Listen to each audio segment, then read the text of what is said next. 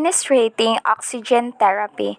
The oxygen therapy may be prescribed for you when you have conditions that cause your blood oxygen level to be too low. Low blood oxygens may have you feel a short of breathing. Before administrating oxygen, check the order of oxygen, include the administrating device and the liters flow rate or the percentage of oxygen. For this is to ensure legality and legality.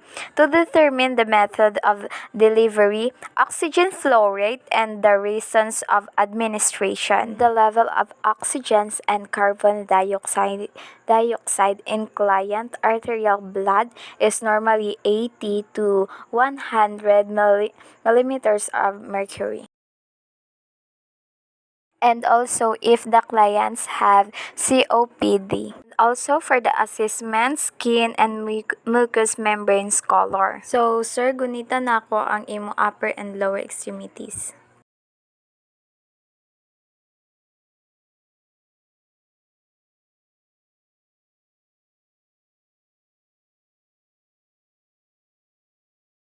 And also for the lower extremities.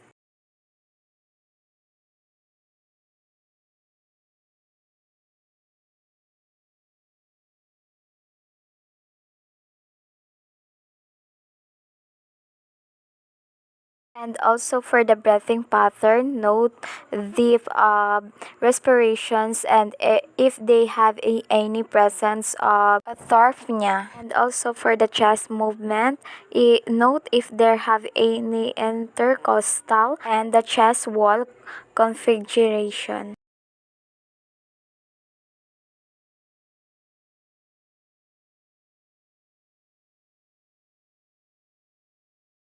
In chest movement, I use my two hands.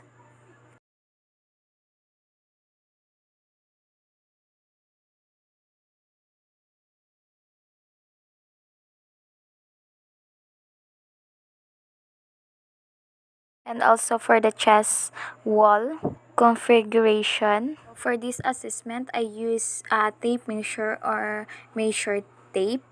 So I ask my patients to inhale and exhale to make sure if they have enlarged her chest.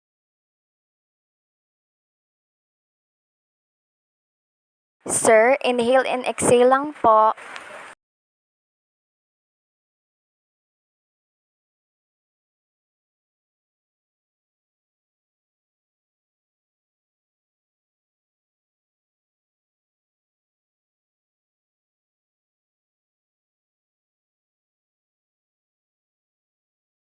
Next is the lung sounds audible by auscultating the chest by using my stethoscope.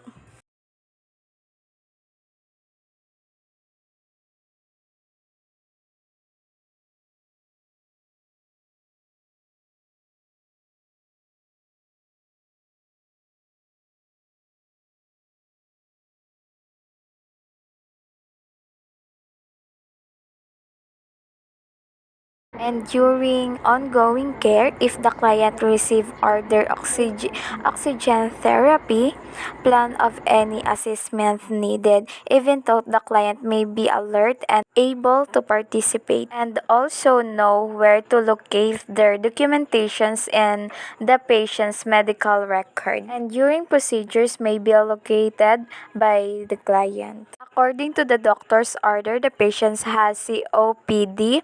The chest X-ray should enlarge lungs and has an area of lungs inflammation according the presence of pneumonia. The hemoglobin of the patient has 11.6 grams per deciliter. HCT has 50%, WBC is 900 cell per cubic millimeter, and the platelet amount is 120,000 per cubic millimeter, which is not normal. Next is the vital sign, especially pulse rate and quality and respiratory rate, rhythm, and depth.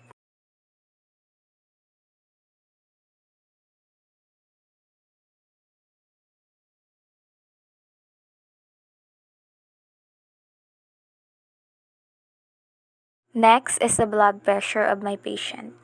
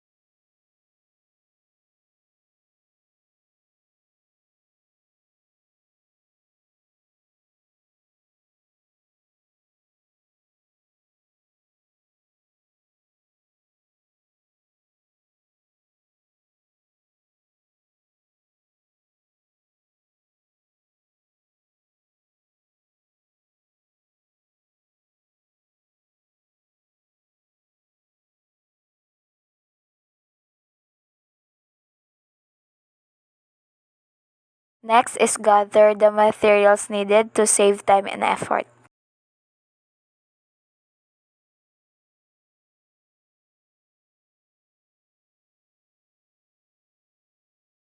So we have a flowmeter, measure cage, and then the fire. So that's all is include for our oxygen tank.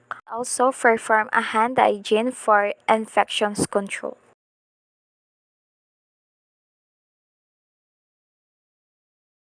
And also explain the oxygen is not dangerous when safety precautions are observed. So, sir, explain ko lang po, sir, dito po sa hospital natin, oxygenation is very safety precaution. Like po, example po, naglagay po kami ng sign po ng no smoking and also we have a fire distinguisher. Next is to assist the client to a semi-fowler positions. So, sir, assista ka sir ha, mag-semi-fowler kita.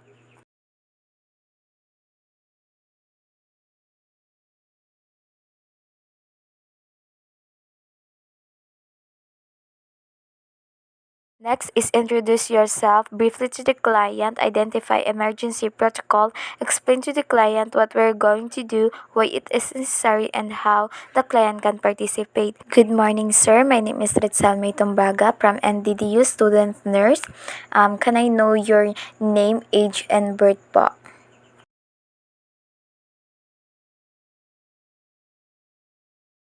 Okay, thank you. So, sir, andito po ako ngayon para po sa inyong oxygenation po. Ang gagawin po natin is nasal cannula and then the simple face mask. And this procedure po ay utos ng ating doktor. So, before we go to this procedure po, I give you some privacy po. For the rationale of this is to respect patient's privacy. Next is set up the oxygen equipments and the modifier. Attach the flowmeter to wall outlet or tank. And this part is I'm already attached the flowmeter and modifier. So again, this is my flowmeter and then the modifier and then the measure gauge. If needed, fill the modifier bottle.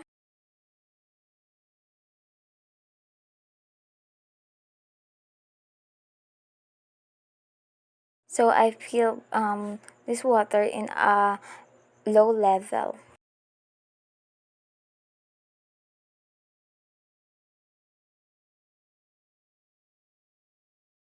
And attach the humidifier bottle to the base of the flowmeter.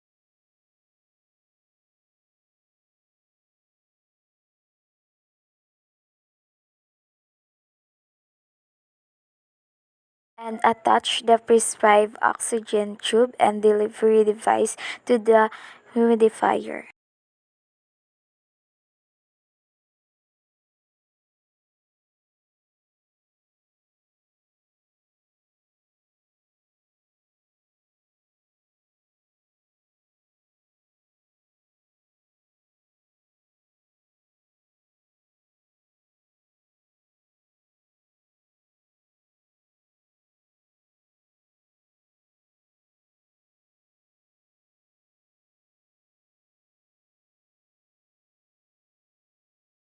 Next is turn on the oxygen at the prescribed rate and ensure proper functioning. Check that the oxygen is flowing freely through the tube. There should be no cage in the tubing. Additionally, of these to have effective oxygen therapy and accurate oxygen delivery to the patient.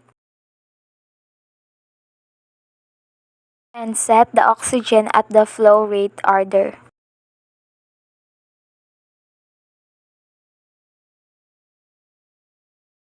Next is to put nasal cannula over the patient's face with the outlet bones fitting into the nares and tube being walked around the ears. If ever the cannula will not stay in a place, tape it at the sides of face. The rationale of this is the nasal cannula must fit securely to ensure accurate oxygen delivery. So, okay lang imong feelings, sir. Next is the simple face mask. Guide the mask toward the client face and apply it from the nose downward. And also ensure the elastic band around the client head so that the mask is comfortable but snug. And also, I ensure that the simple face mask should mold to the face so that the very little oxygen is spaced into the eyes or around the cheek and chin.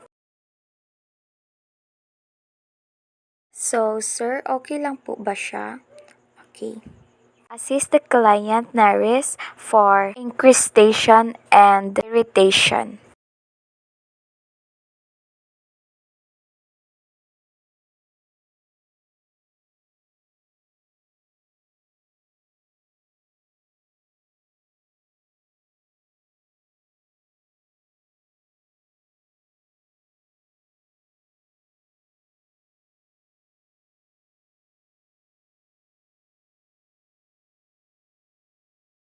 So I inspect the nose and the back of the ears of my patient. There are no sign of nares irritation. Next is to provide oral care as necessary. So, sir, magpunas lang ko sa imong face, sir.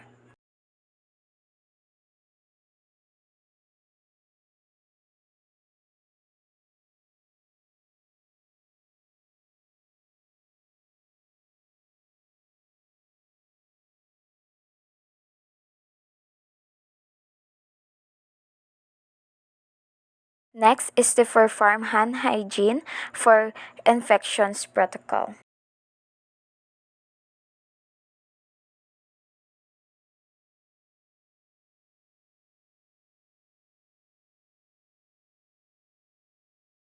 For documentation, document finding for the client record using forms of checklist. Oxygen therapy for patient A.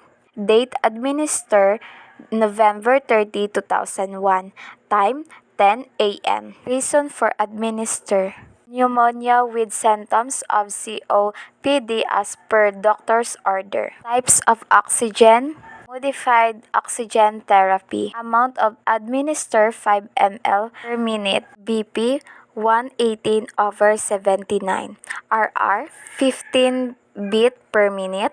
Pulse 88 millimeter of mercury. Skin color, normal brown skin. Patient rated, medyo uncomfortable po siya sa ilong. For evaluations, perform follow-up based on findings that deviated from expected for or normal for client.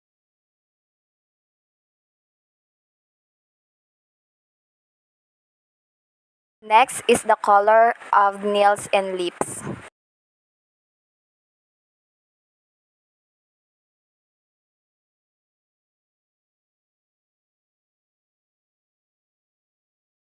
And also the eyes. Sir, lantaw na nako ang imong mata.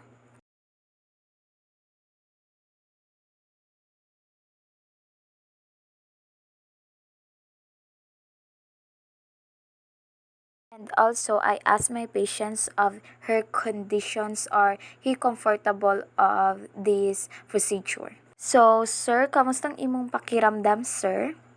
Okay. Meron ka po bang mga irritations or what po na nararamdaman? Okay, sir. If ever na naay kapay kailangan, tawaga lang ko gamit anang imong lapel. Thank you.